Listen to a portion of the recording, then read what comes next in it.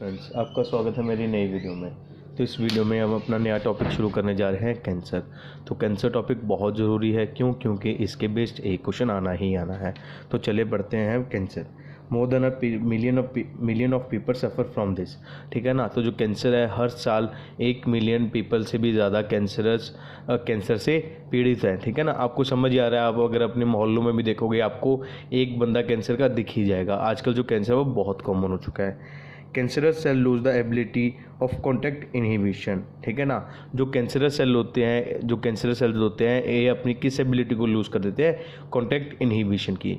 अभी contact inhibition क्या होता है, आपको ये नहीं पता होगा। कॉन्टैक्ट इनहिबिशन वो होता है, जैसे देखिए हमारे जो नॉर्मल सेल्स होते हैं वो भी तो ग्रो करते हैं, लेकिन मान लीजिए हमारे कोई भी, सपोज कर लीजिए इतना सा हमारे क्या हो गया, इंजरी होगी, तो यहाँ पर हमारे जो न्यू स्किन सेल्स है वो डिवाइड करके अपनी स्किन क्लियर बना देंगे। और ये देखिए, अगर बाय तो हमारा जो लास्ट सेल होगा यहाँ पर, जब वो किसी और सेल के डिवाइड होकर कॉन्टैक्ट में आ जाएगा, तो वो सेल जो हमारा नॉर्मल सेल होगा वहाँ पर डिवाइड करना बंद कर देगा। हमारा जो नॉर्मल सेल होगा जब किसी दूसरे सेल के कांटेक्ट में आ जाएगा, तब वो नॉर्मल सेल डिवाइड करना बंद कर देगा। लेकिन जो कैंसरस सेल होती हैं, इनकी यह एबिलिटी जो होती है वो क्या हो जाती है, ख़त्म हो जाती है। जब कैंसरस सेल किसी और सेल के कांटेक्ट में आते हैं, लेकिन वो डिवाइड करना नहीं छोड़ते। जो कैंसरस सेल्स हैं दूसरे सेल के कांटेक्ट में आने के बाद भी डिवाइड करना नहीं छोड़ते, वो डिवाइड करते रहते हैं, जिसकी वजह से ट्यूमर बन जाता है, ठीक है ना।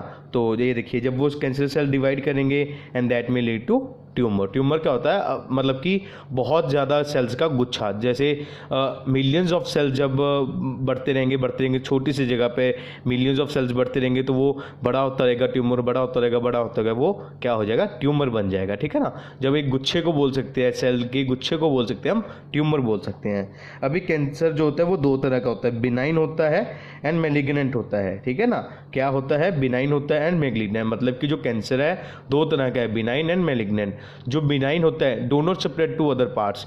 जो हमारा बिनाइन कैंसर होता है, ठीक है ना, वो दूसरे पार्ट्स में फैलता नहीं है।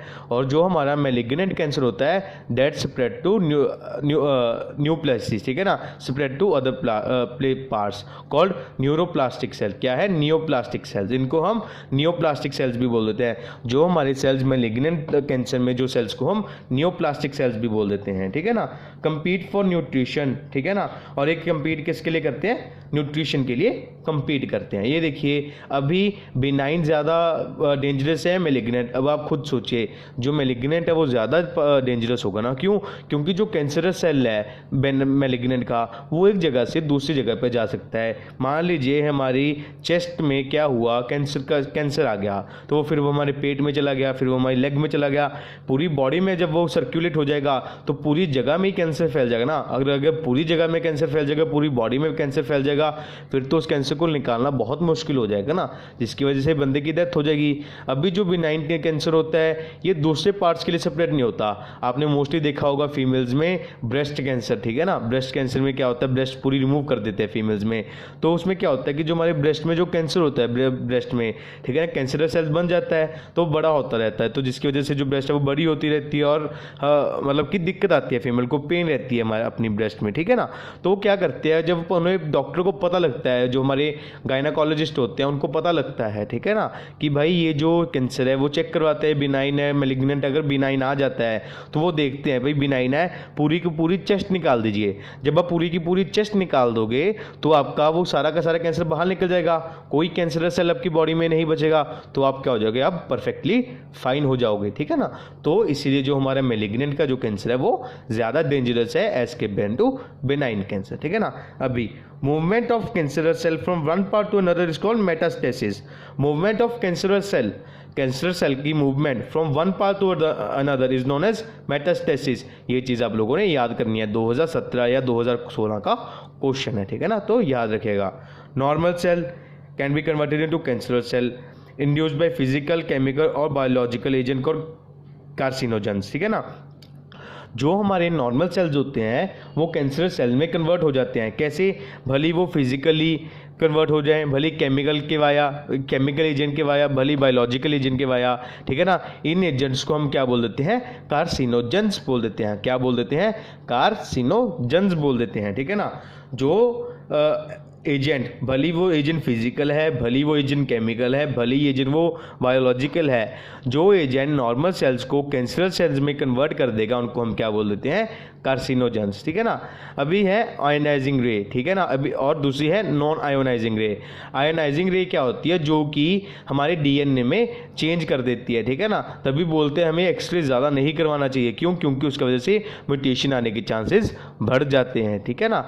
अभी जो आयोनाइजिंग रेज होती हैं वो म्यूटेशन कॉज करवा देती है हमारी बॉडी में, और जो नॉन आयोनाइजिंग रेज होती है वो म्यूटेशन कॉज नहीं करवाती। तो आयोनाइजिंग रेज की एग्जांपल क्या है, एक्सरे एंड गामा रे, ठीक है ना। तो क्या एग्जांपल है इनकी, X ray and gamma ray. Non ionizing ray की कौन सी एग्जांपल है, ultraviolet ray. Non ionizing ray की कौन सी एग्जांपल है, अल्ट्रावायलेट रे। आपको ये दोनों याद रखने हैं, क्यों, क्योंकि 2015 या 2016 का ये क्वेश्चन है, तो याद रख लीजिएगा। Chemical carcinogen present in tobacco smoke have been identified as major cause of lung cancer। अभी बहुत लोगों को आपको पता है टोबैको इनहेल करने की आदत होती है, बीड़ी सिगरेट पता होगा।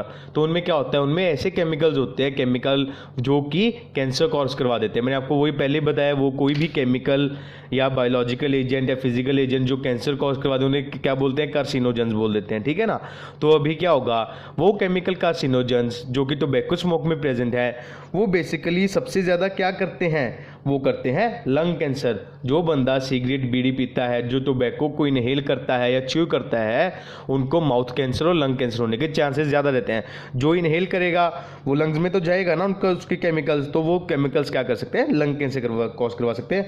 2018 का क्वेश्चन है, याद रखेगा। मैंने आपको पहले ही बताया है, ह्यूमन हेल्थ एंड डिजीजेस में 5 क्वेश्चन आएंगे ही आएंगे। क्यों, क्योंकि आपको पता है आपने नीट क्लियर करके क्या बनना है, डॉक्टर बनना है। अल्टीमेटली अपने बॉडी के साथ ही डील करना है, ठीक है ना।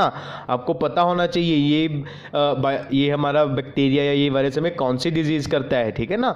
तो बेसिकली आपको आगे वही पढ़ना है, उसकी डिटेल पढ़नी है। अभी इस चैप्टर में हम जैसे मान लीजिए कैंसर के टॉपिक को टच कर रहे हैं, भाई कैंसर का थोड़े थोड़े पॉइंट्स बता दिए। जो MBBS होगी उसमें हमें और डिटेल में पढ़ाया जाएगा। फिर MD में अगर हम कोई परस्यू किसी पर्टिकुलर स्ट्रीम को परस्यू करते हैं वो और पढ़ाया जाएगा। फिर हम जब DM करेंगे तो उसमें अगर हम पर्टिकुलरली कैंसर पर रिसर्च करना चाहते हैं तो उस पर कितना ही ज़्यादा पढ़ना पड़ेगा। तो बेसिकली हमें कैंसर पता लग गया, +2 में भी हमें कैंसर नाम की एक बीमारी होती है। अभी हमने वो 3 जगह पर पढ़नी है, MBBS MD DM में, ठीक है ना। जो बंदा पर्टिकुलरली कैंसर पर रिसर्च करना चाहता है वो DM कर रहा होगा। तो याद रखना कि हम यहाँ पर टॉपिक, अब जो बंदा इन सब चीज़ों को ही क्या याद नहीं कर पाएगा तो वो आगे MBBS MD में क्या करेगा। इसीलिए नीट का टेस्ट दे रहे हैं ताकि घोड़ों में और गधों में फ़र्क हो सके। भाग तो हमारे इंडिया में 17 लाख गधे रहे हैं, हम लोग घोड़े हैं लेकिन, ठीक है ना। जो बलराम भैया के यूट्यूब चैनल पर आके पढ़ रहे हैं वो गधे नहीं हैं, वो घोड़े हैं, वो सीट निकालेंगे, ठीक है ना। तो अच्छे से पढ़िए। तो यहाँ पर कैंसर का जो टॉपिक है एक क्वेश्चन आएगा ही आएगा, अच्छे से रख लीजिएगा। Cancer causing virus known as oncovirus have gene called viral oncogene. अभी जो कैंसर कॉजिंग वायरस होता है उनको हम क्या बोलते हैं, ऑन्कोजेनिक वायरस बोल देते हैं। क्या बोल देते हैं, ऑन्कोजेनिक वायरस बोल देते हैं। और उनमें कौन सा जीन प्रेजेंट होता है, वायरल ऑन्कोजीन प्रेजेंट होता है। कौन सा जीन प्रेजेंट होता है, वायरल ऑन्कोजीन प्रेजेंट होता है, ठीक है ना। सेवरल जीन, सेल्यूलर ऑन्कोजीन और proto oncogene have been identified in normal cells which when activated under certain conditions could lead oncogenic transformation of cells। तो अभी ऐसे बहुत सारे सेल्स हैं उनमें जीन्स पाए जाते हैं, ऑन्कोजीन्स या फिर प्रोटो ऑन्कोजीन्स। क्या पाए जाते हैं, सेल्यूलर ऑन्कोजीन्स या प्रोटो ऑन्कोजीन्स। अभी किसी कंडीशन में क्या हो गया, फिजिकल एजेंट की वजह से या केमिकल एजेंट की वजह से वो सेल्यूलर ऑन्कोजीन या प्रोटो ऑन्कोजीन से ऑन्कोजीन में कन्वर्ट हो जाते हैं, जिसकी वजह से बंदे को कैंसर हो जाता है। तो इसका मतलब कि कैंसरस जीन जो है वो बॉडी में पहले ही प्रेजेंट है, लेकिन किस फॉर्म में, इनएक्टिव फॉर्म में। इनएक्टिव फॉर्म में जो कैंसरस सेल जीन्स प्रेजेंट है उनको क्या बोलते हैं, सेल्यूलर ऑन्कोजीन्स या प्रोटो ऑन्कोजीन्स। याद रखिए मेरी बात को। इसके बेस्ड क्वेश्चन आने के, इस लाइन के बेस्ड क्वेश्चन आने के चांसेस बड़े ही ज़्यादा रहते हैं। Cancer detection is based on biopsy and histopathological studies of tissue and blood and bone marrow test for increased cell count in case of leukemias। तो हमारे जो कैंसर डिटेक्शन है उसको हम बायोप्सी से देख सकते हैं, हिस्टोपैथोलॉजी स्टडी से देख सकते हैं। बायोप्सी क्या होता है, हम लोग एक टिश्यू को काट लेते हैं और उसको स्टडी करते हैं। हिस्टोपैथोलॉजी भी यही होता है, एक पर्टिकुलर टिश्यू को काट के उसको स्टडी करना, ठीक है ना। ब्लड को स्टडी कर सकते हैं, बोन मैरो को स्टडी कर सकते हैं। बोन मैरो को टेस्ट में हम देख सकते हैं कि अगर बोन मैरो में आरबीसी का काउंट, हमारे जो सेल्स का काउंट है वो बहुत ज़्यादा बढ़ रहा है तो उस बंदे को क्या हो सकता है, ब्लड कैंसर हो सकता है। याद रखिएगा, techniques like radiography, CT, MRI are used to detect cancer. तो कौन कौन सी टेक्निक्स यूज़ कर सकते हैं कैंसर को डिटेक्ट करने के लिए? रेडियोग्राफी यूज़ कर सकते हैं, सीटी यूज़ कर सकते हैं, सीटी स्कैन बोलते हैं जिसको, एमआरआई यूज़ कर सकते हैं कैंसर को डिटेक्ट करने के लिए। रेडियोग्राफी में हम एक्सरे यूज़ करते हैं, रेडियोग्राफी में एक्सरे यूज़ कर सकते हैं। सीटी स्कैन की फुल फॉर्म क्या है? Computer tomography. सीटी स्कैन हम आपने घर में बहुत सुना होगा, भाई इस बंदे साथ वाले घर में बंदे को कैंसर था, वो सीटी स्कैन के लिए गए हैं आज। सीटी स्कैन, सीटी का फुल फॉर्म क्या है? सीटी, कंप्यूटर टोमोग्राफी, ठीक है ना।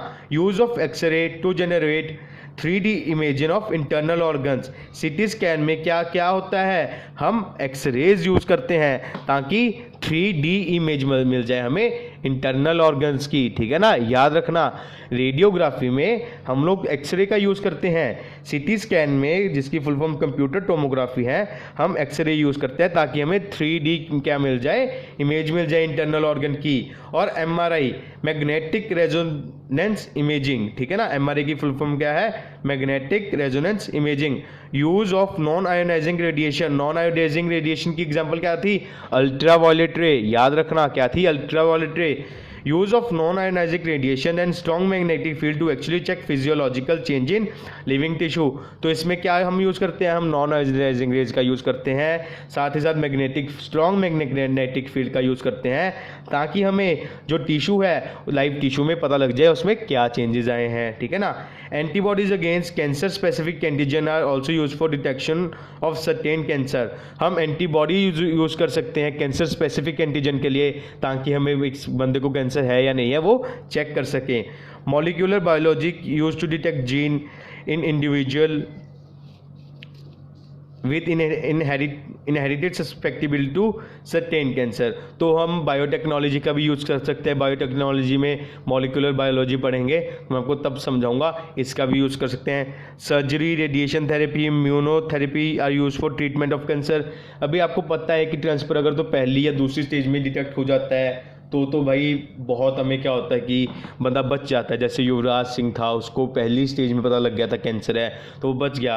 अभी आपको पता है संजय दत्त को लंग कैंसर है 3rd स्टेज का, उसका बचना थोड़ा मुश्किल है, अभी वो बाहर फॉरेन कंट्री में गया अपना इलाज करवाने कैंसर की वजह से, ठीक है ना।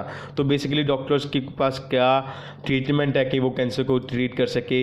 हमारे लेवल पर हमें बता दिया गया कि सर्जरी कर सकते हैं, ठीक है ना। जैसे कि मैंने आपको ब्रेस्ट कैंसर बताया था, ब्रेस्ट रिमूव कर देना, ठीक है। रेडिएशन थेरेपी कर सकते हैं, तो उसमें क्या होता है कि हम सेल्स को डिस्ट्रॉय कर देते हैं स्ट्रॉन्ग रेडिएशन से।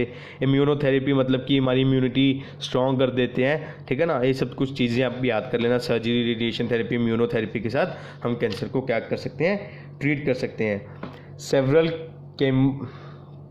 कीमोथेरेपिक drugs use to kill cancerous cells. अभी ऐसी बहुत सी मेडिसिन है जो कि कैंसर सेल्स को डिस्ट्रॉय कर देती हैं, जिसकी वजह से हम क्या करते हैं, हम लोगों को क्या दे देते हैं, हम लोगों को ऐसी कुछ मेडिसिन दे देते हैं। Major effect loss of hair, anaemia.